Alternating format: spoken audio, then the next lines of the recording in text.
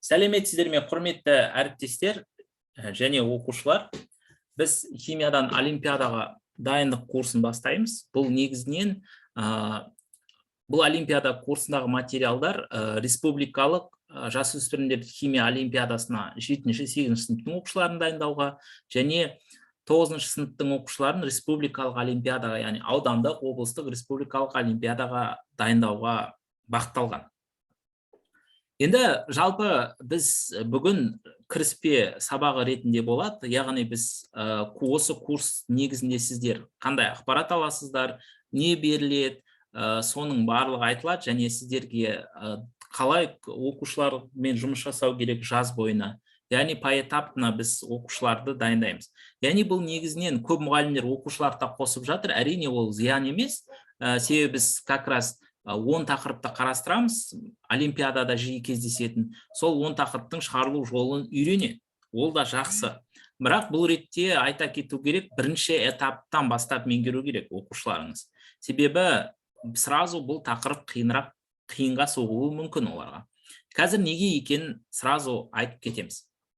Сұрақтарыңыз болса, жалпы қойып отырыңыздар мүмкіндігінше, яғни сабақтың диалог форматында өткені жақсы, сұрақтарыңызға жауап алып.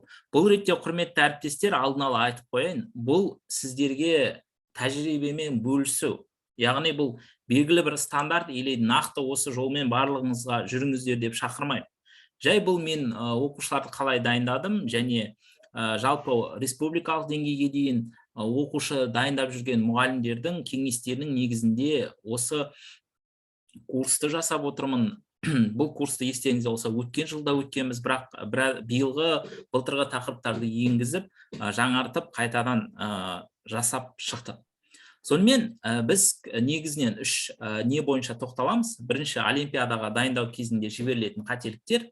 Екінші, рейтингтік олимпиада туралы айтамыз. Үшінші, 9 сынып оқушыларын олимпиадаға дайындау. Яғни қалай дайындау керек, неге назар аудару керек, соның барлығына.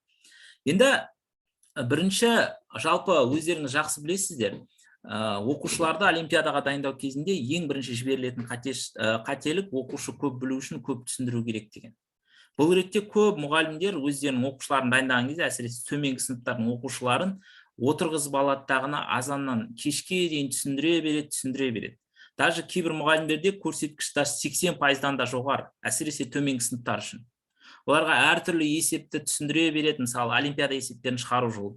Ал оқушының үлесі тек 20%-ды құрайды. Және үй тапсырмасында есептер беріп жібереді, мысалы, мұғалім осы есептерді шығарып кел деп. Оның келесі сабақта ол оқушы шығара алмадым десе, қайтадан оны өзі шығарып, қайтадан көбіне өзі түсіндіре береді. Бұл ретте бұл ең олимпиадаға дайындау кезінде жіберілетін үлкен қателік. Яғни сіздің оқушыларыңыз олимпиадада өзі жұмыс жасайды. Сондықтан да көрсеткіш мұнда наоборот болу керек. Осыдан 2016 жылма точно білмеймін, Павлодарға олимпиадаға барғанда, сонда бір мұғалім өзінің 2 оқушысын апарды республикалық олимпиадаға, бірақ физикадан. Сол 2 оқушысы да бірінші орын алды, екеуі 2 сыныпта оқыған. Сол кісіден сұрағанда, жалпы сол кісінің қазір кеңестерінің негізінде жалпы осы презентацияны жалпы жасап шықтым. Сондықтан да қазір мүмкіндігінше сіздерге жеткізуге тырысамын. Және жалпы алдағы уақытта осы қателіктер жібермес үшін неге назар аудару керек, соны да тоқталатын боламыз. Енді ең бірінші назар аударатын нәрсе бұл оқушының жеке жұмыс жасауына мүмкіндік беру керек. Яғни сіз олимпиадаға, мысалы, курс өтетін болсаңыз, түстен кейін, көбіне оны кешке дейін отырғызып, оған көп нәрсені түсіндіре берудің абсолютно қажеті жоқ. Оқушы өз бетімен жұмыс жасауға мүмкіндік беру керек. Екінші, ол білу және дағды. Бұл енді оқушыңызды олимпиадаға дайындаңыз, ұбт-ға дайындаңыз, немесе күнделікті сабақта болсын, ең бастысы оқушылар білу мен дағдыны айыра алмай жатады. Яғни көп оқушылар білгенін ұмытады. Бәріміз де білгенімізді ұмытамыз, оқушылар түгілі. Ал дағдыланған нәрсені ұмытпайды. Яғни оқушылардың барлығын определенный дағдыландыру керек. Мысалы, өз бетімен оқуға, өз бетімен есепті шығаруға, немесе шығара алмаған есебін өз бетімен ізденуге дағдыландыру керек. Ал дағдыланған нәрсесін оқушы әрі қарай жақсы дамиды. Ал сіз определенный бір есептерді түсіндіріп қойсаңыз, ол оны жай ғана көріп алса, дәл соған ұқсас олимпиадада есеп келсе, оны шығара алуы мүмкін. Бірақ өздеріңіз де жақсы білесіздер, олимпиадада есептер не істемейді, қайталанбайды. Сондықтан да олардың қайталанып келу ықтималдығы енді қайталанатын шығар енді, бірақ өте төмен.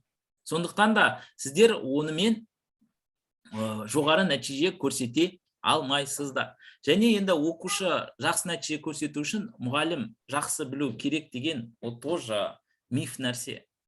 Әрине білуі қажет, бірақ ол ондай ключевой роль ойнамайды.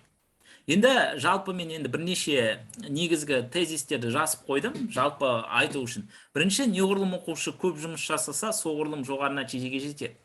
Сондықтан да сіздер олимпиадаға дайындағанда көрсеткіштеріңіз наоборот болу керек. 80% оқушы өз бетімен жұмыс жасау керек, 20% сіздер жұмыс жасауларыңыз керек.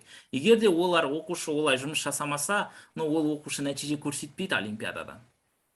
Бұл бірінші. Екінші, химияны шәкіртіңіз сізден жақсы білсе, оның еш ұяты жоқ.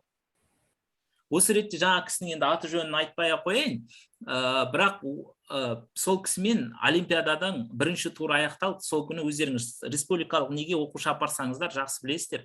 Одан кейін неге дайындау болады, апелляцияға.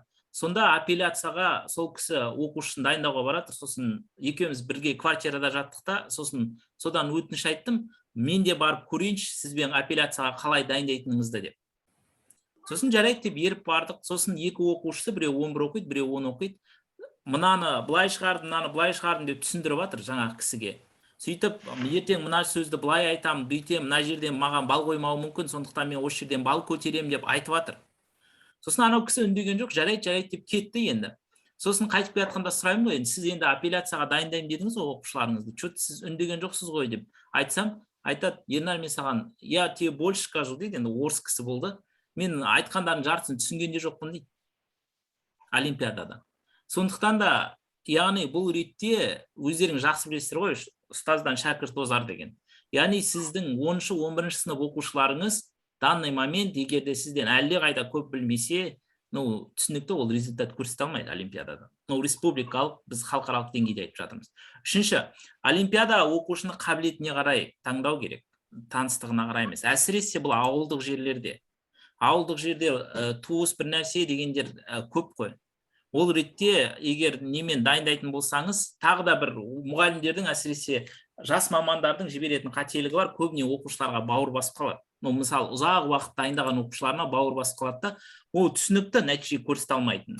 Бірақ соған қарамастан оны дайындай береді. Ол сразу бірінші олимпиадасынан ақ түсінікті оның нәтиже көрсететіні, көрсетпейтіні. Әрі қарай, төртінші, сіздің ұйымдастырушылық қабілеттеріңіздің жоғары болуы оқушыңыздың жақсы нәтиже көрсетуіне үлкен септігін тигізеді. Біз как раз осы ұйымдастырушылық туралы қазір толықтай айтатын боламыз. Келесі, орталықтан алшақтаған сайын ақпарат көлемі азаяды. Яғни, бұны мен әсіресе айта кеткенге отырмын. Мысалы, әсіресе ауылдың мұғалімдері, мысалы, облыс орталығына алшақ ауылдарда, мысалы, аудандық облыстық олимпиаданың басталатын туралы уже бір апта қалғанда айтып жатады. Оны завучтар естейді бір апта қалғанда, сосын бір апта қалғаннан кейін ол завучтар оған 3 күн қалғанда мұғалімге айтады, мұғалім 1 күн қалғанда оқушыға айтады, ертең завуч айтады мұғалімге, ертең олимпиада болады аудандық, соған оқушыңды дайында деп. 1 күн қалғанда. Мұғалім сосын ол бір оқушыны сыртынан атын айтып бере салады, 5 пен химияны 5 пен оқитын. Сосын ол оқушыға сол как раз кешке айтады, ертең азында олимпиадаға барасың деп. Менде мынандай қызық ситуация болған, менде енді группа көп, WhatsApp группа. Сонда бір оқушы жазады түнде. Аға, ертең мен олимпиадаға барам аудандық. Сонда ол бірінші мектепшіліктен қалай өткен түсініксіз. Өзі аудандық олимпиадаға баратын болдым, мұғалім айтты, ертең қандай тақырыптар келеді, соны айтып жібересіз ба деп. Маған кеңес айтасыз ба деді. Сосын айтатын кеңесім, енді бүгін естіп отырсаң, жақсылап демал, ертең қате миың тынық болсын десем, маған ренжиді, сізді мен білет деп жазып отырсам, сонда оны да білмейсіз ба деп. Түсіну керек, 1 күн қалғанда или 1 апта қалғанда, 1 ай қалғанда крайнем срок облыстық олимпиадаға қатысып, нәтиже дайындалып, нәтиже көрсете алмайды. Сондықтан да бұл ретте мұғалімнің ұйымдастырушылық қабілеті жоғары болу керек. Сондықтан да сіз егер неғұрлым ауданнан неден алшақ орналассаңыз, соғұрлым сайттармен, яғни именно ақпарат көздерімен дұрыс жұмыс жасай білулеріңіз қажет. Қазір келесі енді мамандардың көмегіне жүгініңіз. Енді мынау Антон Маргунов деген бұрын Назарбаев зияткерлік мектебінің түлегі, Талдықорған қаласында. Сол Павлодарда бұл оқушы да как раз химиядан олимпиадаға қатысқан, сол жылы абсолютті бірінші орынды алды осы оқушы. Қазір енді ол студент болу керек, может уже бітірген де шығар, неде Америкада оқитын. Мынаның сайты бар. Қазір мен осы сайтты сіздерге көрсеткім келіп отыр. Осы сайтқа оқушыларыңызды міндетті түрде тіркеңіздер. Мен дауысым естіліп жатыр ма, әріптестер, сіздерге? Иә. Осы неге міндетті түрде оқушыларыңызды тіркеңіздер? Осының сайты бар, яғни бұл басқа қайырымдылық қор болып ашылған уже. Өте мықты оқушылар, бүкіл олимпиаданың жүлдегерлері осы сайтта жинақталған.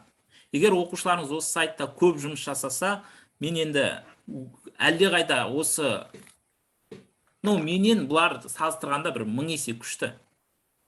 Сондықтан да бұл сайтқа міндетті түрде оқушыларыңызды тіркеңіздер. Қазір мен енді бұл сайтты көрсетіп жіберейін. Көрініп тұр ма сіздерге? Көрініп тұр. Иә, көрініп тұр. Иә, орыс тілінде қазір енді мен қарап шықтым, осы бүгін сіздерге не қылатын болғандықтан. Қазақшалап та жатыр екен, бірақ бұл сайтта полностью бәрі бар. Привет, как дела? Алло. Звондадым я.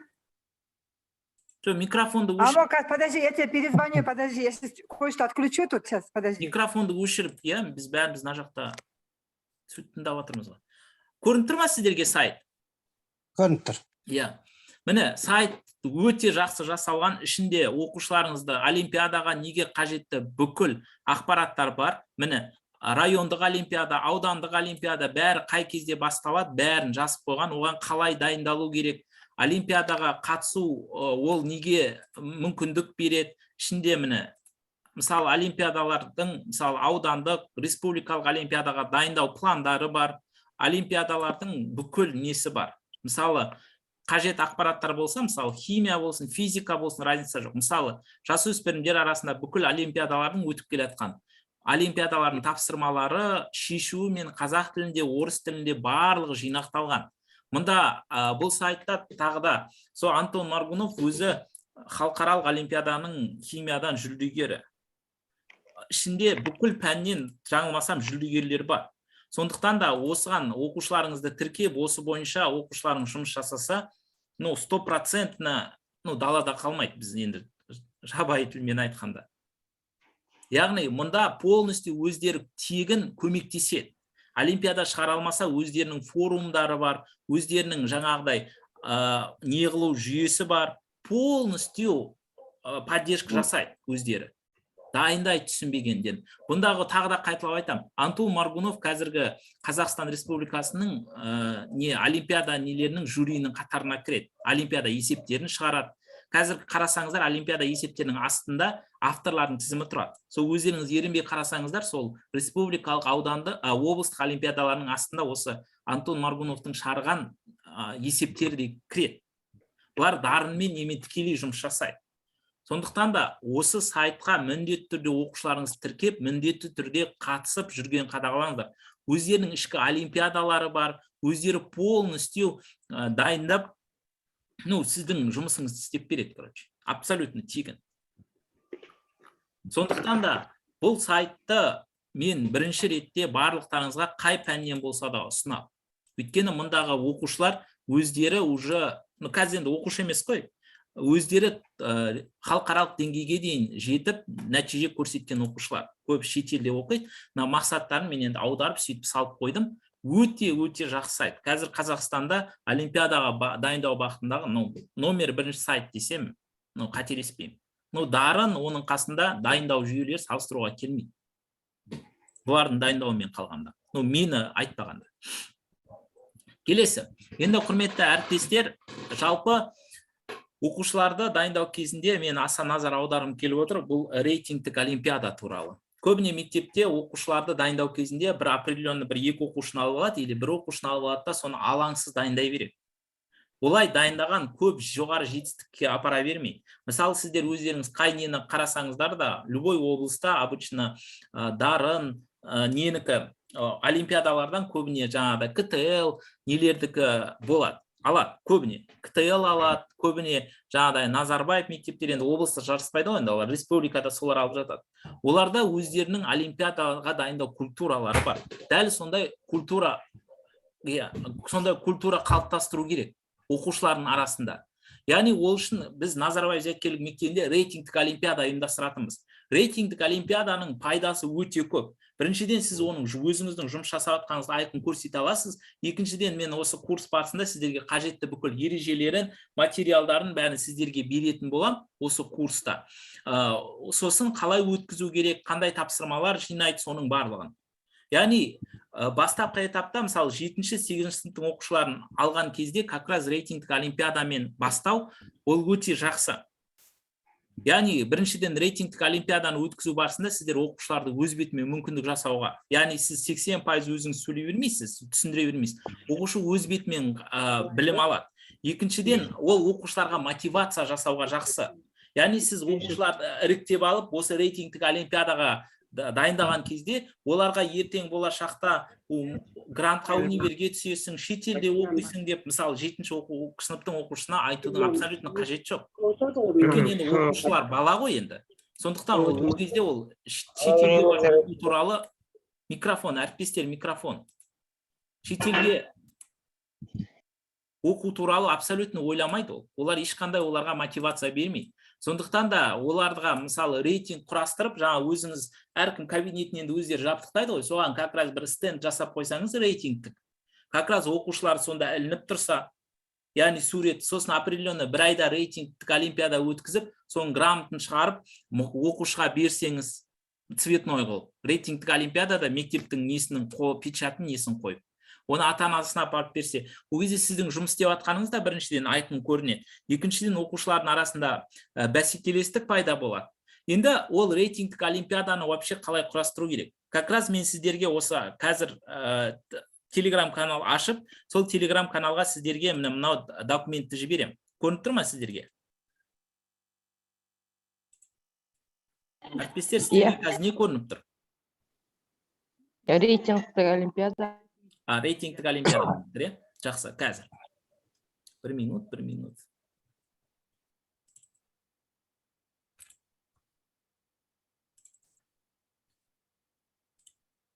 Ендше?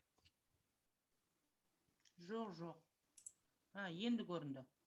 Қараңыздар. Жалпы біз оқушыларды олимпиадаға дайындау кезінде екі этаптан өткіземіз. Біріншіден, мысалы, сіздің 9-шы сыныптың оқушыңыз олимпиадаға қатысатын болса, немесе олимпиадаға дайындайтын болсаңыз, немесе мектептің оқушысын, 7-8 сыныптың оқушысын болсын, 9-шы сыныптың оқушысын болсын, баяғыдай тек 9-шы сыныптың бағдарламасын білу жеткіліксіз. Сондықтан да мен сіздерге уже дайын чек-лист дайындап қойдым. Қазір мені көрсетіп жіберейін. Осы чек-листті қазір сіздерге жіберіп, мен почталарыңызға доступ ашып берем. Көрініп тұр ма? Көрініп тұр. Документ көрініп тұр. Сіздер не істейсіздер? Біріншіден, осы оқушыларыңызға осы чек-листті жібересіздер да, доступ мен ашып берем, содан кейін оқушыларыңызға жібересіздер. Оқушыларыңызға сосын айтасыздар. Осы айда, осы мына химиялық формулалар бойынша есептеулер, тағы да мысалы, давайте, мазмұнына түсейікші, мазмұны бойынша деп. Мысалы, 20 тақырып қамтылған мұнда. Сіздер айтасыздар, осы айда рейтингтік олимпиадада осы 3 тақырып кіреді дейсіздер. Мысалы, химиялық формула бойынша есептеулер, моль түсінігін қолданып шығарылатын есептер, пропорция құру арқылы шығарылатын есептер деп. Сосын оқушылар осыны өз бетімен оқиды. Мында полностью есептерді қалай шығарады, не қылады, міне мында уже полностью түсіндірілген. Түсіндіңіздер ма? Бейнебаян арқылы. Сіздер барып отырып, бұларды шығару жолдарын түсіндірмейсіздер. Просто оқушыларыңызға осы чек-листтерді бересіздер. Мында оқушыларыңыз бейне сабақтарды өзі бірінші көреді, мында теорияны оқиды, сосын мынау тапсырма беріледі, сол тапсырмаларды өзі орындау арқылы оқушы мындағы тақырыптарды меңгереді. Мында бұл чек-листте әрбір мектеп кітабындағы, мысалы, бірінші химиялық формула бойынша есептеулердің барлығы сыныбына тәуелсіз жасалған. Мысалы, 8-ші сыныптың 6-шы параграфының бірінші есебі именно осы тақырыпқа арналған. Осыны оқушы өзі біртіндеп шығарып, осы бірінші осы нені аяқтау керек. Сіздің негізгі ұйымдастырушы ретінде мақсатыңыз, міне мынау 20 тақырып тұр ғой, сол 20 тақырыпты бір определенный апталарға, айларға бөліп қоясыз, сөйтесіз дағыны как раз жоспар құрып қойыңыз керек. Сосын оқушыларыңыздың команда жинайсыз, мысалы определенный 4-5 оқушы. Бүкіл класты жинап алудың керегі жоқ. Мысалы 7-ші сыныпқа өзіңіз сынып жетекші болсаңыз, бүкіл 7-ші сыныпты олимпиадник қылудың қажеті жоқ. Определенный бір 2-3 оқушы математикаға әсіресе бейімділігі жоғары, математикалық сауаттылығы жоғары бір 4-5 оқушы болса болды. Өйткені обязательно оқушыларда бәсекелестік орта болу керек. Себебі бір оқушы болса, бірақ оқушы болса, көбісінен мынандай болады. Ондай ситуация бәріңізде кездескен шығар. Бір ғана оқушы болса, ол не істейді? Сіз оны өзіңіз отырғып аласыз дағыны, оны түсіндіре бересіз. Сосын ол мектеп бағдарламасын именно 9-шы сыныпты жақсы меңгеріп алғаннан кейін, ол өзінің айналасында сыныптастарына қарайды. Сөйтеді да, сыныптастарын көреді да, ой, мен мыналардың қасында әлдеқайда мықтымын ғой дейді дағыны, уже әрі қарай өз самостоятельно дайындалуға уже мотивация жоқ. Ол самостоятельно дайындалмайды да. Содан кейін ол ана жаққа барады дағыны аудандық олимпиадаға. Уже дайындалған оқушыларды көреді да, көз бақырай, уже несі түсіп, ынжырғасы түсіп дей ма, не дейді. Сөйтіп қайтады да, ол 9-шы сыныпта қайтадан бармайды ол жерге. Барса да дайындалып бармайды уже. Сондықтан да, ой, бәрібір ұтылып қаламын ғой деген оймен. Сондықтан да бәсекелестік орта уже мектепте қалыптасу керек. Сондықтан да 4-5 оқушы жүру керек. Бірге дайындалмаса да, әрқайсысы жарысатындай бір-бірімен. Сосын, мысалы, бір айдан кейін 3 тақырыпты өткізесіз олимпиада, 3 тақырыптың ішінен кез келген бір 10 есепті таңдап аласыз дағыны, мектептің кітаптары ғой, пока сіз мектептің кітаптарымен жұмыс жасап жатсыз. 10 есеп таңдап аласыз да бересіз. Сосын ішінен жақсы жазып шыққандарын уже рейтингін шығарып қоясыз. Сосын уже неғандарға мектепте мысалы ақылдасып грамота бересіз. Одан кейін мысалы сыйлыққа бір кішігірім сок болсын, немесе мектепте бір қалай болады. Определенно оқушының несін қалай айтсам болады. Оқушыға көңіл аударылу керек қой. Мынау олимпиаданың рейтингтің басында тұр, сондықтан да мысалы определенно не беру керек, бонус беру керек. Уже оқушыларда уже не болу керек. Түсініңіз ба? Андай сізге прямо планшет беріп өйтудің қажеті жоқ. Определенно оқушыларға, 7-ші сыныптың оқушыларына көп нәрседе керек емес қой. Определенный бір бонус беру керек, оған үйтуге болады, бүйтуге болады деген сияқты. Мысалы, химия сабағынан сәл ерте кетуге болады деген сияқты. Или любой время шыға беруге болады. И так та өз бетімен оқитын оқушы, ол 7-ші сыныптың химиясын өз бетімен де меңгере алады ғой. Сонда бір льгота беру керек, сонда оқушылар сізге өзі-ақ жүгіретін болады. Сонда льготаларды алу үшін. Сондай қып, определенно мынау 20 тақырыпты неге бөлесіз рейтингке. Мен өзім полностью бұны курстың соңына дейін сіздерге рейтингке бөліп, полностью рейтингтік олимпиаданың ережесін бәрін жазып дайындап берем. Сіз уже сол бойынша, міне оқушыларыңыз мынау бірінші осы документ бойынша жұмыс жасайды. Осы документ бойынша жұмыс жасағанда мектеп программасындағы 7-ші сынып пен 11-ші сынып аралығындағы 471 есепті шығарады, бейне талдауларын көреді. Сосын қосымша 170 есеп шығарады, жалпы алғанда 641 есеп шығарады. Бұл құрметті әріптестер, біз 9-ші сыныптың оқушысын олимпиадаға дайындау туралы айтып жатырмыз. Сондықтан сіздің оқушыңыз ауданнан ойланбай өтіп кетіп, облысқа барып, нәтиже көрсету үшін мектеп бағдарламасын полностью білу керек. Өйткені сіз не қылмасаңыз, қазіргі биыл 2022 жылғы олимпиаданың тапсырмаларын, или 2021 олимпиаданың тапсырмаларын көріңіз. Сонда ГЕС заңы да бар, сонда мысалы өлімге арналған есептер де бар. Оның барлығының мында шығарылу жолдары бар. Сізге уже дополнительно ештеңе істеудің қажеті жоқ. Мында бейнебаянды оқушы көрсін, просто сіз ұйымдастырушы ретінде қадағалап отыруыңыз керек. Түсіндіңіз ба? Өйткені оқушылар, 7-ші сыныптың оқушылар, 8-ші сыныптың оқушылары, не только оқушылар, просто мен қазір мына материалдарды жіберейін сіздерге, мына видео сабақтарды. Ашығын айтатын болса, көп мұғалімдер өзімізде отырып до конца көрмейміз ғой осының бәрін. Солай емес пе? Сондықтан да оқушылар тем более оны жазғы демалысында көрмейді. Как раз сіздер осы жазда осыны оқушыларға жіберіп, оқушыларыңыз осыны жазда көру керек. Жаздан бастау керек. Өйткені сіздер бұның бәрін оқушыларыңызбен істеп, сентябрьден бастап просто үлгермейсіздер. Ал біз сентябрьден бастап не үйретесіздер оқушыларға, біз как раз осыны осы 10 күндік курста талдаймыз. Видеоларын, материалдарын бәрін сіздерге берем. Сіздер соны уже жазда сентябрьде келгенде оқушылар жаз бойы мынаны меңгеріп, сол бойынша жұмыс жасай аласыздар. Онсыз мынаны оқушыларыңыз меңгермей, келесі бағдарламаны оқушыларыңыз меңгере алмайды. Немесе оқушыларыңыз просто аудандық, облыстық, республикалық олимпиада есептерін шығара алмайды. Түсіндіңіздер ма? Сондықтан да именно көбіне мұғалімдердің жіберетін несі енді моменті ол как раз, мысалы менің оқушым 9 сыныптың бағдарламасын жақсы білсе, жақсы нәтиже көрсетеді. Ондай емес. 9 сыныптың оқушысы жақсы нәтиже көрсету үшін мектеп бағдарламасын 100% білу керек. Сол жеткілікті. Как раз сізге, как раз сол 9 сыныпта оқушыңызға жақсы нәтиже алып беруге сіздің мүмкіндігіңіз бар. Себебі сіз мектеп бағдарламасын білесіз ғой. Сондықтан сіз сол бойынша дайындап, сол бойынша қадағалай аласыз. Егер де сіздің оқушыңыз 9 сыныпта примерно 60-70% облыстан, республикадан орын алу ықтималдығы. Ал егер 9-дан орын ала алмаса оқушыңыз, 10 сыныпта, уже 11 сыныпта республикаға бару ықтималдығы 10 сыныпта 10%-дан төмен, даже 5%-дан төмен. Ал 11 сыныпта даже 1%-дан да төмен. Егер де әрине оқушы өзі түсініп, әрі қарай өз бетімен дайындалмаса, сіз дайындап, оны о деңгейге жеткізу ықтималдығы 0 почти. Бұл ретте мен өзім де дәл солай, менің де ықтималдығым 0. Егер де мен 9 сыныпта оқушымды неге облыстан ары қарай өткізіп жіберіп, облыстың сборныйына кіргізбесе, ары қарай уже 0. Өйткені облыстық білесіздер, сборда уже университет профессорлары нелері дайындайды. Әр облыстың университеттер, жауапты университеттері бар дайындайды. Енді сіздердің менің де басқанда білімі олардың білімдерімен жарыс алмайды ғой. Сондықтан да уже определенно не бойынша не қылу керек. Жаңағы мен айтқан сайтта да полностью жоспары бар. Нені оқу керек, несі бәрі. Ал мында бірінші 9 сыныптың оқушысы, жасөспірімдер олимпиадасына қатысатын оқушылар, міне осы чек-листті толығымен меңгеріп шықса, сіздің жасөспірімдер арасында қатысатын оқушыңыз 7 сыныптың оқушысы болсын, 8 сыныптың оқушысы болсын, 7 сынып пен 8 сынып қойын жасөспірімге қатысады. Ойланбай орын алады.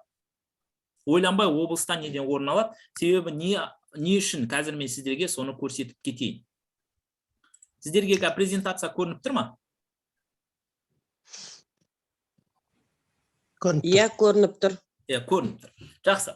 Енді қараңыздар. Мынау республикалық жасөспірімдер химия олимпиадасында аудандық кезеңінде келген тапсырма. Екінші. Қызықты термохимия дейді. Енді біріншіден мынау нені қарасаңыздар, мынау әлі бір тапсырма, екінші тапсырма. Мынау бетінің өзі әжептеуір. Бір беттік нені алады. Оқушы мынандай нәрселерді егер сіз дайындасаңыз өз бетіңізбен, оқушы өз бетімен дайындалмай, сіз өзіңіз дайындасаңыз, мынау скорее всего сіз мынандай тақырыпты оқушыға келеді деп ойламайсыз ғой, мысалы 8 сыныптың оқушысына мынандай тақырып келеді деп. Сондықтан да сіз скорее всего оны түсіндірмейсіз. Енді мынаны оқушы көргеннен кейін мынаны маған апайым или ағайым өткен жоқ дейді да, Ернар ағай мынандай тақырыпты өткен жоқ дейді да, мынаны даже ашып оқымайды да. Мынаны даже вникать етпейді да. Мынаның сыртын көреді да, ары қарай не қылмайды. Ал енді қараңыз, егер де осыны оқушы өз бетімен жаңағыдай есепті шығарып, өз бетімен видеоларды қарап, жаңағыдай өз бетімен проблеманы шешіп үйренсе, мынаны жақсылап оқыса, қараңыз. Сырт көзге қорқынышты көрінгенмен бірінші былай дейді. Сірке қышқылының формуласы берілген С3H4O2. Бірінші малиялық массасын тап дейді. Соған 1 балл беріледі. Малиялық массаны табуды біледі ғой. Е? Екінші, зат мөлшерін тап дейді. 8 сыныпта оны біледі. Үшінші, концентрацияны тап дейді. Енді 8 сыныпта концентрацияны білмейді, бірақ ерітінділер тақырыбында бар ол. Оны да біледі. Оны да біледі. Уже 3 балл. Одан кейін сірке қышқылы мен негіздің арасында бейтараптану реакциясын жаз дейді. Бұл ретте органикалық нелердің заңдылығын сақтап жазудың қажеті жоқ. Жай ғана мына жерде айтылады, қалай ион түзетіні бәрі. Просто анионға натрий катионы қосылатын догадать етсе болды. Плюс пен минус қосылатын. Уже мынандай алып жазса 1 балл. Одан кейін міне Q бөлінген N деген формула беріліп тұр, соған қойса тағы 1 балл. Одан кейін келесі несі арқылы, мәні арқылы нені тап дейді, зат мөлшерін. Тағы 1 балл. Келесі сірке қышқылының бастапқы және қалған мөлшерінің айырмашылығы арқылы көмірге адсорбцияланған заттың мөлшерін және көмірдің сіңіру қабілетін моль граммен. Көрдіңіздер ме, мында айтылып тұр уже мольді грамға бөл деп. Мына N-ді M-ға бөлсе уже жауап шықты. Одан кейін соңғысы енді малярлық жылу сіңіру. Жаңағыдай уже беріліп тұр. Міне мынау формула беріліп тұр. Мынау формуладан біз N-ді табу үшін мынау Q мен Q мольді бөлетінімізді білуіміз керек. Ну, формуланы қорыта білу керек, қарапайым. Соны қорытса уже барлық балды алды. Көрдіңіздер ме? Мүмкін болатын қанша бал еді точно? Мында 1 бал, 2 бал, 3 бал, 5 бал, 6, 7 бал, 10 бал. Ну, 10 балды алады. Бірақ оқушы егерде, ну енді өздеріңіз просто тәжірибе жасап көріңіздер. Мынаны оқушыларға просто беріп көріңіздер 8-ші сыныптың оқушыларына. Мына дәл осы күйінде. Шығар деп. Ну, скорее всего, оқушылардың көбісі мынаны білмеймін деп береді өзіңізге. Просто сыныбыңызға істеп көріңіз. Одан кейін бүйтіңіз. Именно сірке қышқыл мынаны беріңіз, H4O2-ні. Сөйтіңізде осының малялық массасын тап теңізші. Сосын зат мөлшерін тап теңіз. Сосын концентрациясын тап теңіз. Бөлек-бөлек қып беріңізші. Оны запросто шығарады. Яғни бұл юниорлық олимпиаданың негізгі мақсаты не? Негізгі мақсаты оқушылар ақпаратты оқып, қаншалықты оны қолдана біледі. Соған меңгерту. Яғни сіз оның қазір, мен аудандық несін мысалға алып отырмын, сіз республикалығында қарап көріңіз, сонда да есептерінде уже полностью досконально бәрі жазылады. Просто орындарына дұрыс қойса болды. Әрине, және математикалық сауаттылығы болса. Просто біздің өзімізде мынадай көп нәрсені көрсек, қорқа бастаймыз ғой, тапсырма, не деген тапсырма деп. Мынадай көп мәтін болса, значит, істейтін нәрсесі көп қой деп ойлаймыз ғой сөздің ашы. Иә. Сондықтан да көбіне оқушылар өз бетімен үйрену керек. Олимпиадаға болсын, не болсын. Неға шықпайды, нәрді беттір өз сұрватыр. Ауысқан сайын. Видео ма? Әріптестер, микрофон. Микрофонды өшірейік, сіздердің дауыстарыңыз бізге естіліп жатыр. Әріптестер, бізде 1 минутта аса уақыт қалды. Давайте қайтадан кірейік қазір. Завершитті басып, дәл сол ссылка арқылы кіреміз қайтадан. Сосын уже біз нақты 9-шы сыныптың олимпиадасының материалдарына көшеміз. Жақсы ма? Қазір көрсетіп полностью материал. Бізде алғашқы 40 минут аяқталды. Рахмет. Қазір қайтадан кіреміз сразу ссылка арқылы, жаңа Zoom арқылы.